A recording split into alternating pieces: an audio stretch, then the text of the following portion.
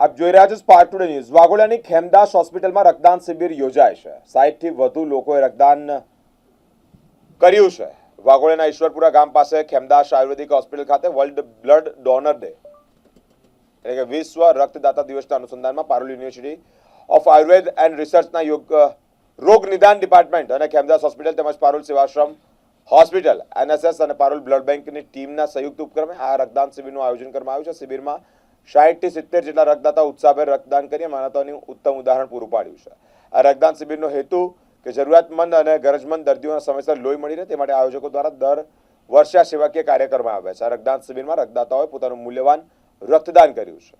માનવતાનું ઉત્તમ ઉદાહરણ પૂરું પાડ્યું છે। આયોજકો તમામ રક્તદાતાઓનો આભાર પણ વ્યક્ત કર્યો છે। હું doctor Praful Suryavanshi, department of રોગ નિદાન, Parul institute of Ayurveda and research, Khemdas hospital.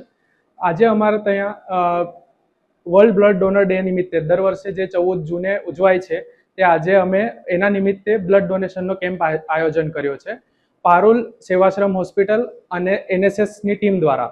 તો એના દ્વારા જે આયોજન કરાયું છે તો આજે અત્યાર સુધી 60 પેશન્ટોએ એનો લાભ લીધો છે। 60 થી 70 પેશન્ટોએ જે અમે જરૂરિયાતમંદ લોકોને આપીશું અને દર વર્ષે આ પ્રમાણે અમે આ કેમ્પનું આયોજન કરીએ છીએ અને ખેમદાસ હોસ્પિટલ દ્વારા બ્લડ મોકલવામાં આવે છે।